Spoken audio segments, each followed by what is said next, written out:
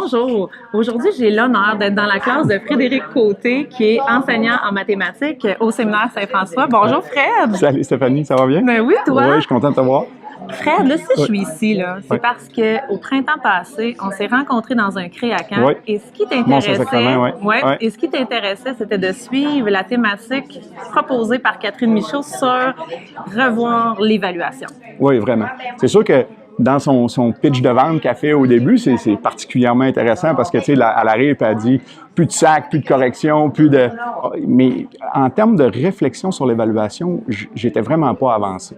On avait commencé à enseigner différemment, mais l'évaluation était restée comme elle a toujours été. Quand tu étais au créacamp, avec quoi tu es reparti de cet échange-là, de cette journée où vous avez abordé l'évaluation comme Catherine Michaud, dans le fond, l'avait présentée? Oui.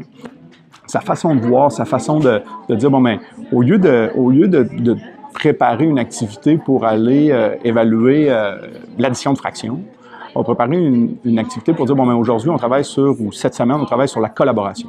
L'activité, ça vise plus une des compétences qu'on veut développer, la curiosité, la collaboration, etc. Puis, à travers ça, ben, on va faire des maths. Donc ça, c'est une des choses que je trouvais vraiment différentes qu'on essaye d'appliquer. Puis après, on s'est questionné tranquillement, pas vite. Quand j'ai ramené ça ici, ben, nous autres, on pourrait-tu penser faire ça, à évaluer différemment, à pas mettre de notes là, juste mettre une note à la fin de l'étape là. Puis alors on est vraiment parti de ça.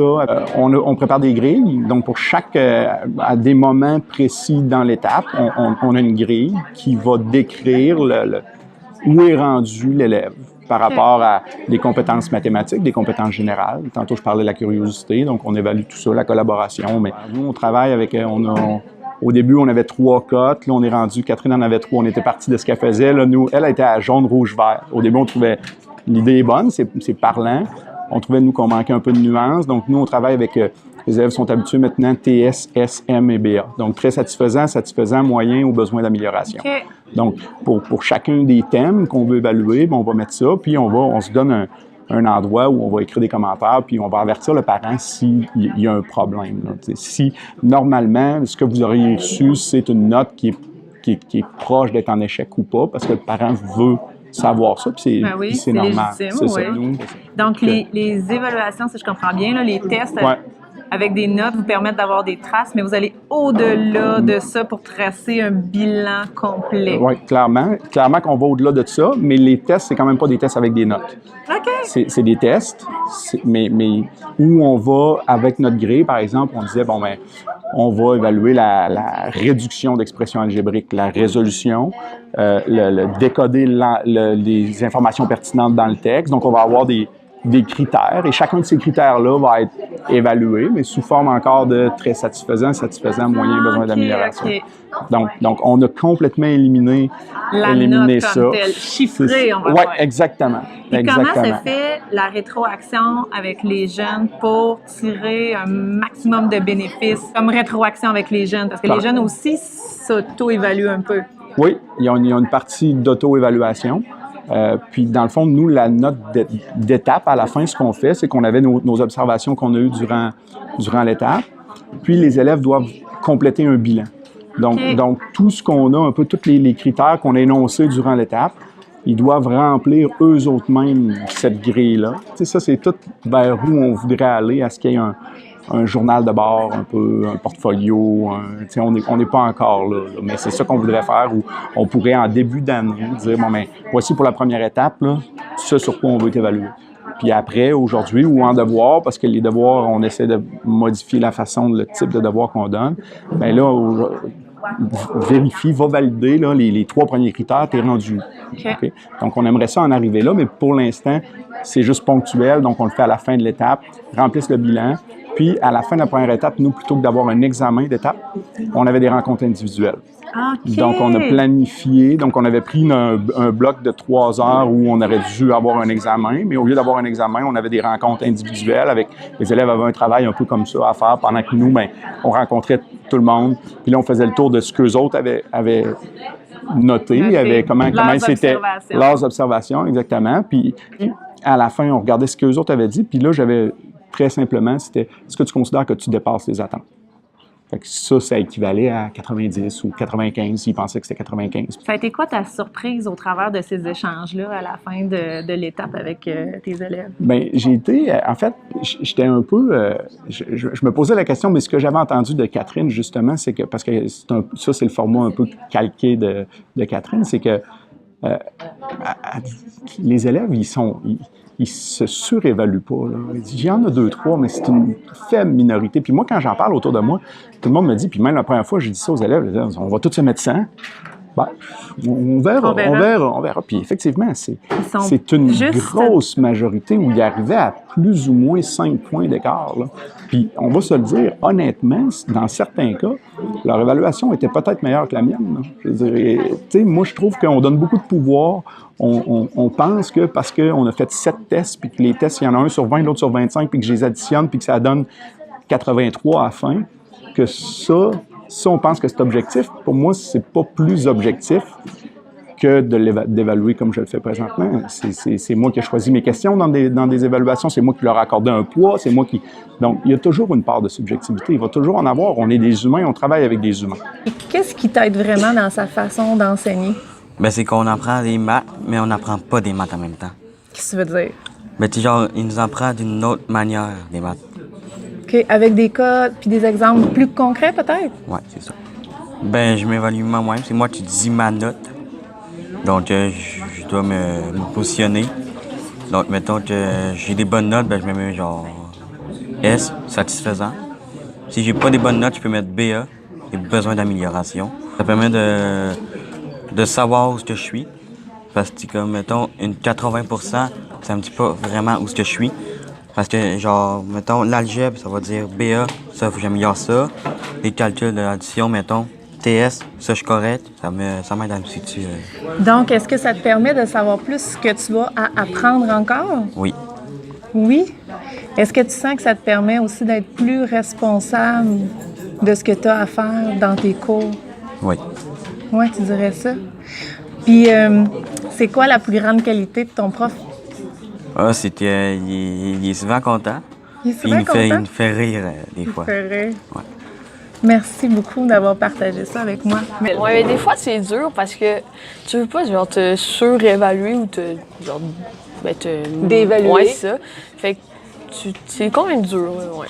Moi, je pense que ça me rend plus autonome là, parce que on a moins besoin un petit peu du prof, mais genre, on s'auto-évalue, fait que ça, c'est cool. L'année passée, à chaque fois, on avait des notes, là, c'est un petit peu plus stressant parce qu'on voulait avoir genre en haut de 90, admettons. Là. C'est un peu mélangeant parce qu'on essaie de comparer à des notes puis à rapporter ça à des notes. Là. On comprend plus aussi, on essaie pas de faire des maths, mais on comprend à quoi ça sert plus que juste faire des cahiers. Ça vous a permis ça? Ouais. Moi, j'étais vraiment moins stressée avant les examens, vu que c'est pas des notes. Tu peux te reprendre, tu as toujours une deuxième chance, fait que ça aide à moins être stressé. Est-ce que vous trouvez que ça vous permet d'avoir le droit à l'erreur pour vrai? Oui. Vous l'avez remarqué, ça? Oui. Ça se passe bien, mais je préfère quand c'est des vraies notes. C'est vrai? Pourquoi? Ben ça, c'est quand j'étudie, ce qui me motive, c'est après d'avoir une bonne note. Mais là, après, tu sais, comme, t'as pas de note. Mais moi, j'aime ça de même parce que les notes, des fois, ça peut décevoir quand c'est pas une meilleure note là, que tu veux savoir. Fait que quand c'est des lettres comme ça, ben c'est soit TS, S, M ou BA, ben c'est plus fun que genre, ah ouais, j'ai 60 ou genre 90. Je sais pas, c'est plus encourageant que voir une note, je trouve, à mon avis. Parce que des fois, ça peut un peu faire mal, là, les notes. C'est plus, bon, OK, c'est satisfaisant, puis c'est très satisfaisant, tu sais, tu dépasses les attentes, ou bien tu as besoin d'amélioration un petit peu, mais tu sais, c'est pas si grave. Fait que ça, c'est motivant, je trouve. Mais moi, je dirais que j'aime le principe de l'évaluation parce que, comme dans une évaluation traditionnelle, t'es toujours stressé de savoir si tu vas avoir en haut de 60 pour savoir si t'as une bonne note. Puis des fois, tes parents peuvent te dire des fois, « Ah, ben t'es en bas, t'as un 70, j'aurais aimé ça que t'aies 80. » Puis là, tu sais, des fois, ils peuvent... tu sais, on a tous déjà passé par là, j'imagine. Tu sais, moi, je me souviens que, tu sais, il y a eu un examen que je m'étais moi-même mis BA sur la feuille, puis là, il a dit, ben, t'as raison, là, t'as besoin d'amélioration. Mais tu sais, c'est comme motivant. Plus encourageant, puis ça te permet, tu t'as dit, ça nous rabaisse pas. Ouais. Donc, ça te permet de continuer d'avoir confiance en toi dans tes apprentissages. Oui, tout à fait. Ouais. Comme durant les examens d'étape, notre professeur nous rencontre face à face. Donc là, tu sais, c'est sûr qu'au début, j'étais plus stressée de dire une rencontre avec son professeur. C'est pas nécessairement positif. Mais il nous est arrivé, puis la façon qu'il nous a parlé, la façon qu'il nous l'a dit, on s'est senti rassurés en disant « C'est pas grave, tu as eu ça, mais je vais t'aider à t'améliorer pour que tu deviennes meilleur. » Donc, c'est pas mal ça que je trouve une super de bonne qualité que notre professeur, M. Côté, nous offre. Moi, je trouve que la raison pour laquelle j'ai changé mon évaluation, c'est que je trouve que l'évaluation devient un peu un frein à l'apprentissage sous la forme qu'elle est actuellement. Les élèves veulent pas apprendre, les élèves veulent avoir des notes. Et ça va pas ensemble. Moi, ce que je veux, je rêve un peu, mais je vais arriver à un moment où on rentre en classe et on dit, bon, mais qu'est-ce qu'on apprend aujourd'hui? Pas est-ce que ça compte, pas ça. Cette question-là, il ne la pose plus. Là. Ça compte-tu? Ça va-tu être dans le test? Mais tout compte. Là. Ils apprennent pour apprendre. Ah, c'est ça. Développer cette curiosité-là, le goût de venir et dire « Hey, faire des maths, ça peut être le fun. C'est pas juste que je vais avoir des devoirs puis que je vais avoir des tests. C'est que c'est le fun de faire des maths. Moi, j'aime ça faire des maths puis j'aimerais ça essayer d'en convaincre le plus possible qu'on peut se rendre là. » Merci, Fred. Ça fait plaisir. Merci. Merci.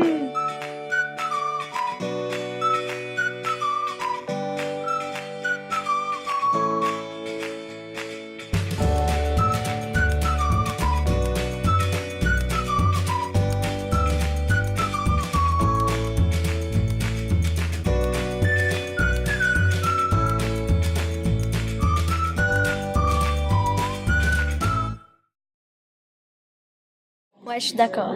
Qu'est-ce que vous aimez le plus de votre prof?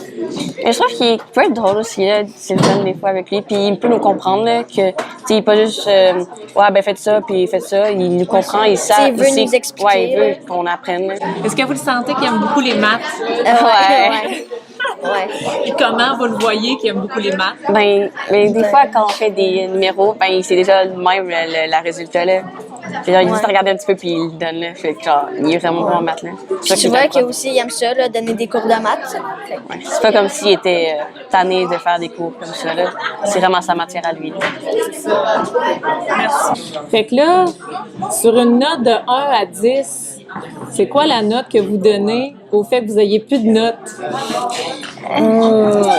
8, 9, là. Ouais, 8. 8? Merci les filles. Plaisir.